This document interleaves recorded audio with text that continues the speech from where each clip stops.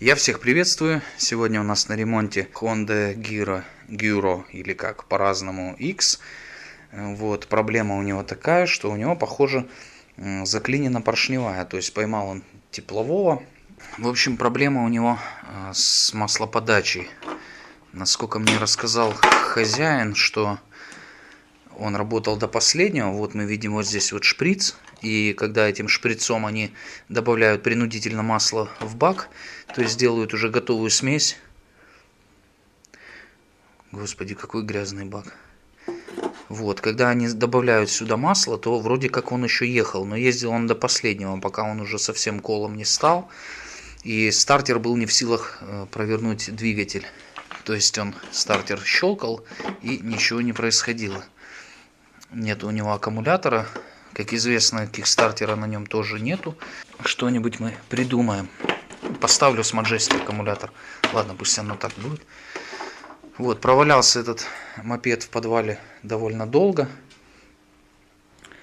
До того, как вот сегодня его буквально вытащили. Только видно, что он весь в пыли, в грязи. Вот такой вот он после простоя, в общем. Пока его доставали из машины, а точнее засовывали там на месте. Вот тут немножко повредили крыло.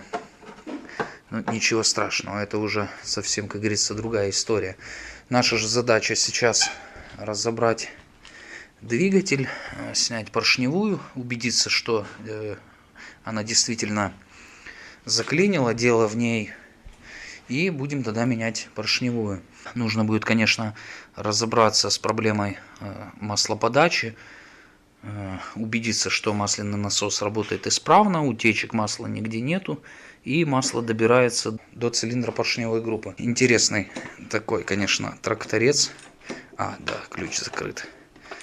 Вот так вот он умеет делать. Ну, короче,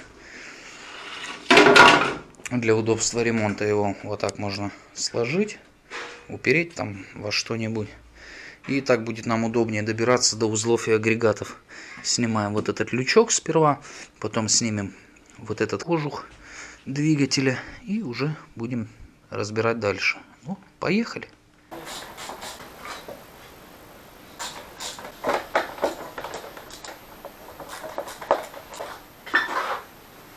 Вот так причудливо выглядит двигатель без кожуха.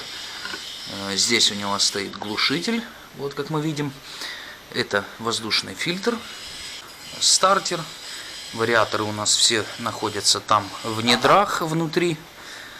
Вот она поршневая, которую, собственно, мы сейчас и будем дербанить. Снимаем колпачок. Это у нас тросик маслонасоса как раз таки идет. Возможно, кстати, трос и не двигается. Сейчас мы это дело посмотрим. Поводок маслонасоса вращается, все как положено. Значит, дело, наверное, даже не в нем. Ладно, сейчас все, мы это дело посмотрим. Теперь нам нужно его развернуть на другую сторону, чтобы снять вот тот кожух охлаждения.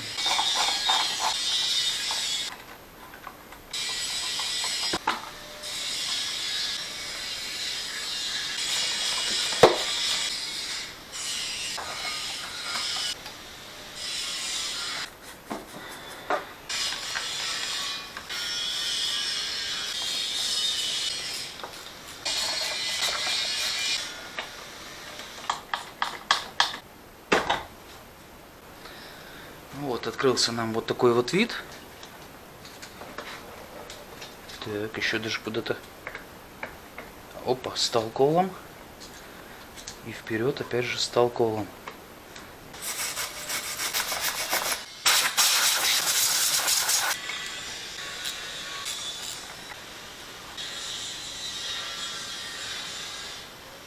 Очень интересно получается, ребят. Поршень колошматит в башку.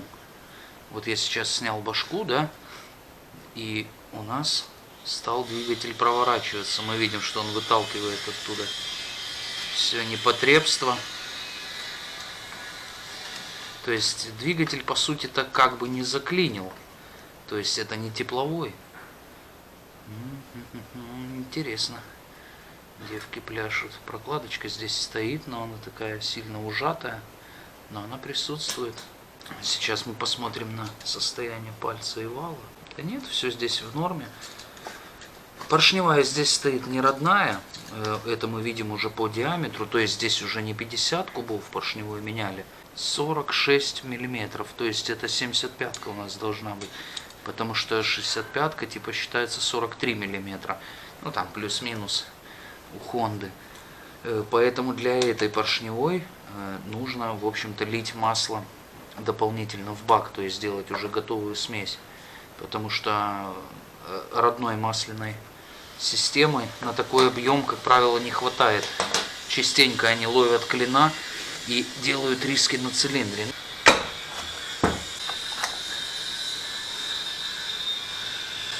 Вот такая у нас остается тонкая гильза, когда мы ставим 75-ю поршневую. Я надеюсь, более-менее будет видно, что не хватает юбки поршня. И это еще полбеды. Так у него полный картер масла. Сейчас я сниму поршень, поближе вам покажу.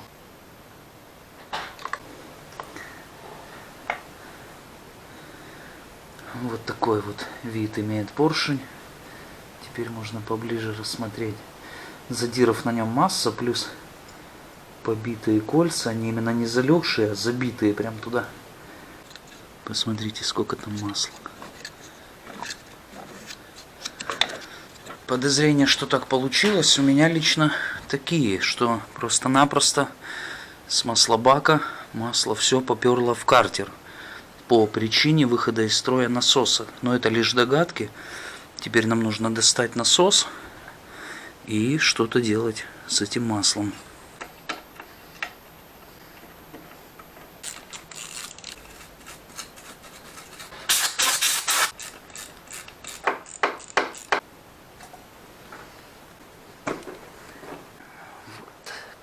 Вот он, этот злосчастный сальник, из-за которого все затопило там. Ну, в общем, такой традиционный хондовский, я бы сказал. Сейчас нужно это все дело заткнуть тряпкой, немножко очистить там все. Вел себя. Ну, никак. Вообще никак. Абсолютно. На всякий случай скажу его размеры. А вдруг кому-то понадобится. 9,5, 16 на 4. Ну и я вскрыл весь насос, дабы убедиться, что здесь в нем никаких проблем и косяков нет. Было немножечко совсем грязи, маленький осадок. Все-таки за столько лет мопед очень даже все ничего. Но судя по всему, пробег у него небольшой. У нас бак очень грязный. Сейчас я постараюсь показать. Вот это все поближе. Там еще есть какой-то бензин. На дне вроде как бы и ничего, но этот бензин, вот он не пахнет бензином. Он пахнет каким-то, я не знаю даже чем. Как, маслом моторным. Поэтому этот бензин нужно сейчас весь слить. Как-то попробовать, наверное, почухать все-таки бак. Наверное, надо его снять. Заняться им. Потому что дело с этого бензина точно не будет. Я даже сомневаюсь, что он сейчас загорится толком. Вот, снял бак. Здесь у него стоит фильтр такой отдельный. Вот сейчас бак полный бензина, я вытащил датчик топлива, бак почти полный, ну где-то вот так в нем есть бензина. Выкрутил кран, и он не течет совсем. Слил с бака бензин, вот так вот он выглядит. Думал им как раз помыть кое-что. Капец какой-то. Что это за дичь? На воду не похоже, потому что бензин с водой не мешается, и разводов никаких ничего тут нет. Ужас. Вот этой шубой оброс он изнутри, там где не было бензина, вот сверху особенно. Там нужно сейчас это все сливать, наверное, насыпем щебеночки, либо песка туда, и будем с водичкой это все дело нателять. Там шуба, сейчас я ставлю фотографии, можете полюбоваться, там, конечно, кошмар. Получится с него что-то сделать, нет. Берем нашу жертву, делаем из нее маракас.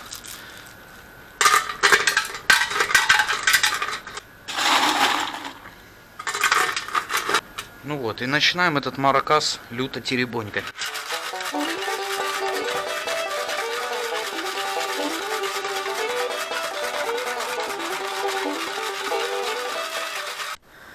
Ну, я думаю, после того, что мы увидели в баке, не мудрено понять, что в карбюраторе у нас творится то же самое. Поэтому сейчас снимаем карбюратор, возможно, снимем вакуум-кран. Итак, карбюратор у нас в руках. И удивительно, что его никто не крутил. Вот тут полный карбюратор масла.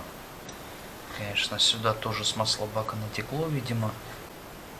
Да. И завести бы, конечно же, у нас не получилось после замены поршневой. Потому что все это друг за друга цепляется. И нужно это все делать разом, как говорится. Итак, ребят, вот перед нами вся топливная система мопеда Honda Guru. Много тут как бы всего. Все пришлось разобрать, все пришлось перемыть, перечистить. Вот он, отстойничек с крана. Он был забит вот такой вот массой, как на канифоль похоже. Такой лак какой-то. Вот также все вычистил здесь. Пришлось разобрать и вакуум-кран также почистить. Ну, в общем, все по максимуму. Поэтому все сейчас можно собирать смело на место. И думаю, после таких манипуляций у нас уже что-то должно будет работать. Ну, тут фильтром назвать его сложно. Это просто отстойник. Сама сетка стоит в бензобаке. Там трубочка такая сетчатая. А это лишь отстойник у нас. Кран. Здесь просто кран. Ничего мудреного здесь нет. Но также, как я говорил, здесь еще есть вакуум-кран. Вот так он выглядит. Вот такая сложная мембрана у него. Она тройная. Один воротник, второй и третий. Ну, третий больше похож просто на клапан, чем на мембрану. Теперь нам нужно это все собрать до кучи. Здесь грязи никакой не было. Все было неплохо. Так, собирается у нас, так, мембрану мы затолкали. Теперь вот эту часть, здесь есть направляющая, ее можно поставить как бы по-разному во всех 4 положениях. Но я буду ставить по вот этой вот выработке. Здесь какая-то обо что-то терлась. Явно она стояла именно так, поэтому так и ставим. Здесь стояла пружина. Крышка у нас стоит штуцером к этому штуцеру. Так ее и ставим, попадаем в пружинку и закрываем. Вдруг кому пригодится, может быть, кто разберет. Вот таким вот образом он у нас стоит на своем месте. Вдруг кому опять же нужно будет. 2 штуцера толстый и тонкий смотрят вниз. Этот штуцер подачи, этот штуцер вакуума. Ну, это подача топлива с бензобака, а это дыхалка между мембранами, судя по всему. Карбюратор у нас довольно простой, вообще как двери, ничего здесь сложного нету. Его диффузор составляет у нас 16, ну, почти 17 миллиметров. У этого карбюратора даже нет уже клевра холостого хода, то есть здесь стоит просто-напросто трубка уже откалиброванная. Она у нас выходит сюда под дроссельную заслонку, так что настолько все просто. Уровень карбюратора здесь также не регулируется, уровень топлива в поплавковой камере, если быть точнее. Он здесь всегда фиксирован, то есть язычок этот вы никуда не подогнете, потому как он у нас на поплавке. Поплавок прижимается винтом, ось поплавка, и вот мы видим, у нас сразу же готовый уровень, какой должен быть. То есть не меньше, не больше мы его сделать не можем. Далее ввертываем главный жиглер. У главного жиглера пропускная способность 80. Опять же, если кому надо, я с большой уверенностью смею полагать, что это жиглер родной, никто сюда не лазил. Винт, который приподнимает дроссельную заслонку, поэтому его можно, в общем-то, винтить. Там я отсчитывал, было 1,5 оборота, так и оставим. Может быть, меньше нам не будет крутить, потому как до всех этих вот поломок этот мопед работал очень даже неплохо, никто на него не жаловался. Ну, пока, конечно, не поставили туда эту поршневую 75-ку, и она там не проголодалась. Пружинка, шайба и резиночка. Можно, я думаю, заряжать поршневую пока что. Сейчас мы зарядим кольца. Бывшие мастера, видимо, немного хотели сделать зазор между головкой и поршнем. Они поставили вот такую толстую прокладку. Я не знаю с чего, она похожа с какого-то паранита. Но она довольно толстая. У нас же прокладка обычная, не сильно толстая. Напомню, здесь палец 10 стоит в этом мопеде. Возможно, в новых герах он уже идет 12, не знаю точно, не могу сказать. Не имел дела с ними. Вот эту поршневую СЕЕ, ее смысла мыть нету с новья, потому как она идет, ну, может, не в герметичной, но в более-менее плотной упаковке. И, как правило, она чистая. Не нужно ее здесь особо вымывать. Можно ставить и так. Вот у нас 50 кубиков, самый эконом режим у нас будет. Ну, поехали заряжать. Если вдруг вы не знаете, как ставится правильно поршень, у него нет никаких, например, меток, у китайцев такое бывает, то смотрите внутрь цилиндра, и поршень должен проходить кольцами, точнее замками колец, вот этими, строго мимо окон. То есть замками он никуда не должен попадать. И вот если вот так вот заглянем мы, замки у нас здесь, то мы посмотрим, что у нас эти два замка проходят между продувочными окнами вот здесь. Соответственно, он так и должен стоять. Если мы его развернем обратной стороной, то у нас замки колец аккурат попадут в выхлопное окно. Так, собственно, и стоит метка Exit. Ну, это так, мало ли, может, кто не знал. Готовенько. Можно сразу сюда запихать один из топоров. Сейчас мы посмотрим, какой нам будет удобнее. С той стороны ставить не будем, чтобы нам было удобно на мопеде его поставить.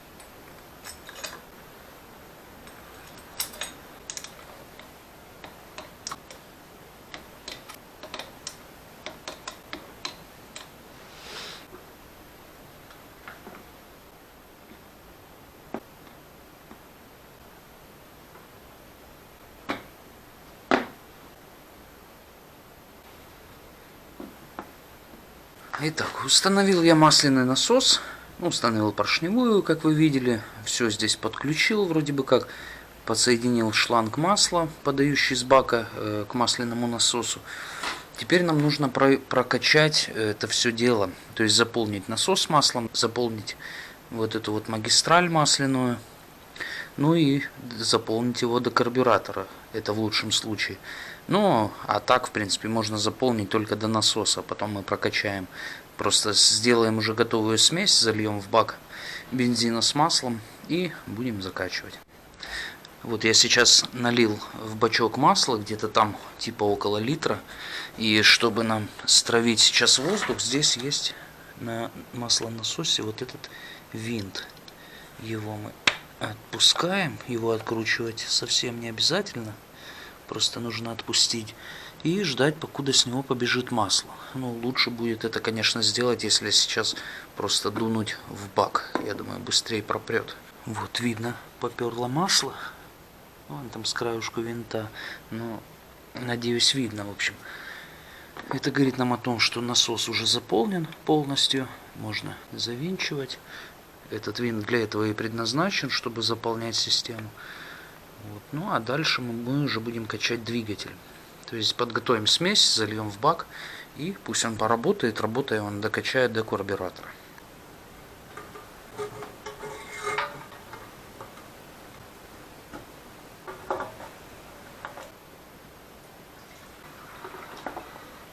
Итак, друзья, ну что, пробуем первый запуск. Залил смесь бензина с маслом, подключил аккумулятор.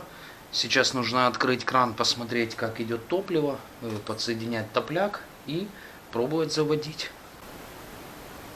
Все, топливо шурует у нас. Открываем кран. Все у нас тут подключено. Здесь кусочек прозрачного шланга у карбюратора. Будем смотреть, как он будет наполняться. Это хорошо его видно. Так, ну что, поехали.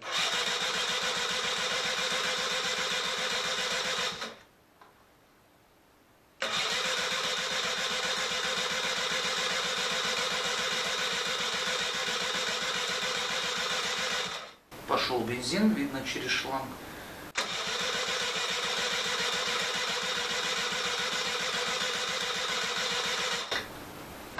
Не будем сильно ужигать стартер, наверное. Мало ли что.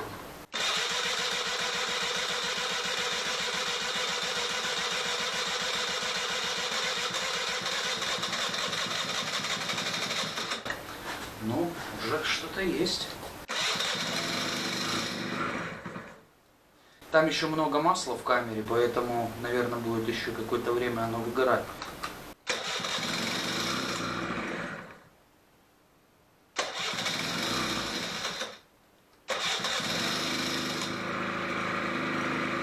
Работает по натуре на холсте.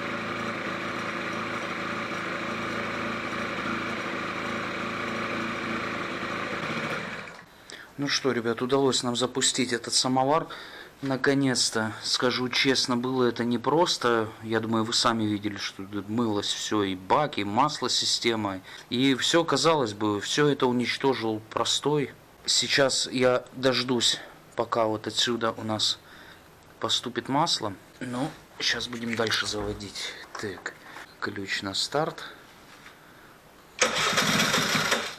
По привычке жму тормоз, тут не нужно. Тихо.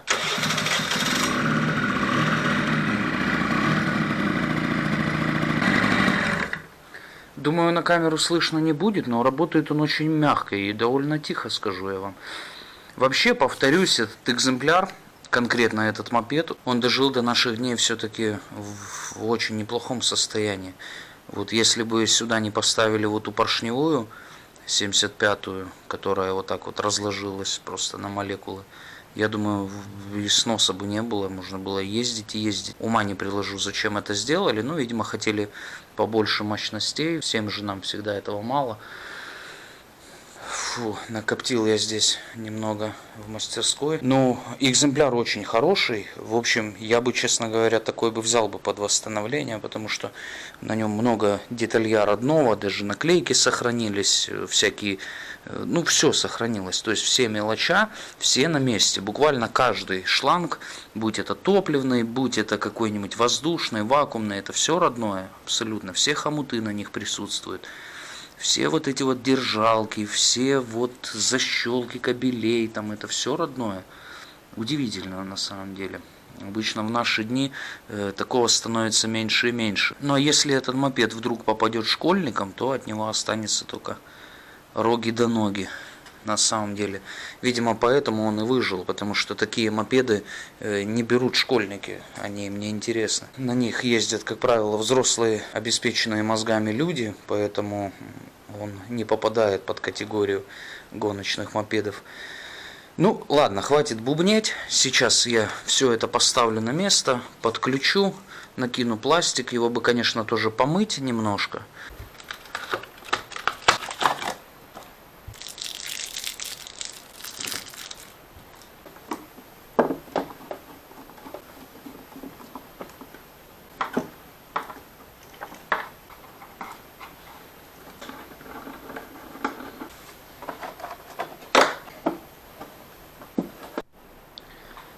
На этом все. Ремонт завершен. Все, что нужно было сделать, мы сделали. Теперь у нас тут более-менее порядок, более-менее чистенько, опрятно, приятно посмотреть. Для справки, этот мопед 85-го года выпуска, то есть ему в этом году 35 лет, с чем можно его поздравить. Я сегодня на нем уже немного покатался. Ну, своеобразный такой, конечно, тракторец. В общем, если кому-то будет интересен мой рассказ конкретно об этой модели Honda, оставайтесь на канале, подписывайтесь, я на него сделаю обзор. Ну, возможно, кому-то будет интересно, потому как такая газель редкая. В таком сохране ее найти, скажу честно, проблематично. Это из личного опыта. Здесь даже коврик родной сохранился. Не совсем, правда, его тут немного покромсали. Но, тем не менее, я вот этот первый Гюро вижу, у которого этот коврик в наличии. Поэтому, друзья, на этом все сегодня. Спасибо, что посмотрели. Оценивайте, делитесь. Возможно, кому-то будет полезно мое видео. Всем пока.